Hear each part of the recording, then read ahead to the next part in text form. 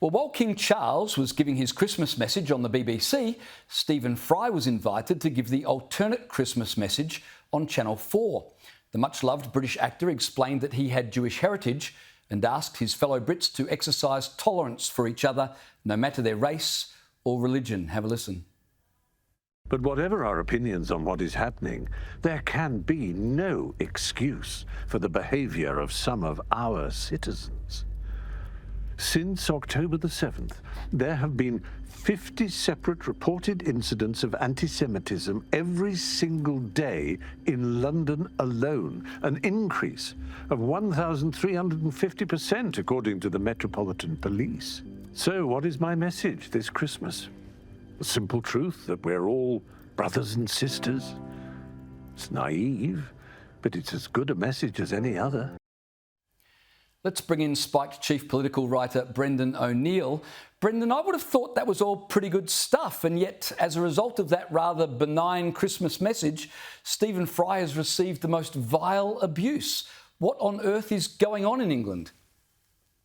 Yeah, you think no one could take offence at a message like that. You know, Stephen Fry is famously a national treasure here. He's very genteel. He's quite posh.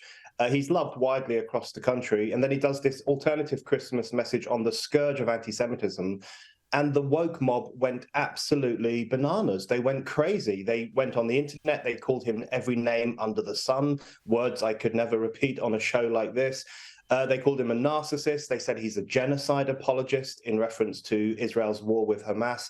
They really went for the jugular with Stephen Fry. And these are the kind of people who pose as anti-racist, who think everything is racist. If you ask someone, where are you from? Apparently that's a racial microaggression. If you say anything critical about Islam, apparently that's Islamophobia. These people see racism everywhere, except when it's staring them in the face. And there has been a severe rise in anti-Semitism in Britain over the past 10 weeks. And these people just don't want to know. They say they care about racism, but when it comes to anti-Jewish racism, they either turn away or they actually justify it as a form of opposition to Israel.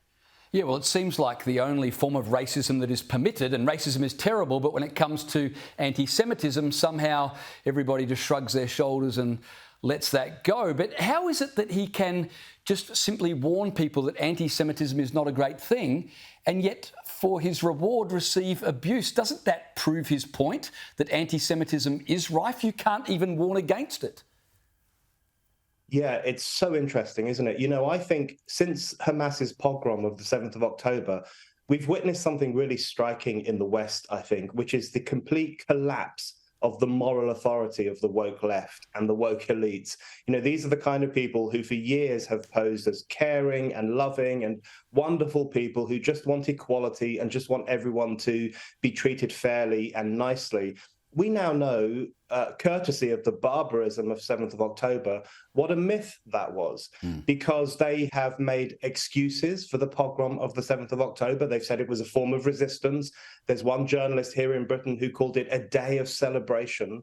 And since then, they have turned a blind eye to soaring levels of anti-Semitism in Britain and other countries in Europe as well. Here in the UK, there have been 50 anti-Semitic attacks a day in London alone. That is crisis-level racism, and they've turned a blind eye to that as well. And then when Stephen Fry tried to raise the alarm bells about it, they made fun of him on the internet and they denounced him. So the kind of people who've posed as our moral superiors for the past few decades have been exposed as real lowlifes, I think, who don't actually care about racism, don't care about equality, certainly don't care about Jewish people, and are only interested in using so-called anti-racism as a way of fortifying their own cultural power over society. So they really stand exposed. And I think the fallout from the Fry video really demonstrates that even further.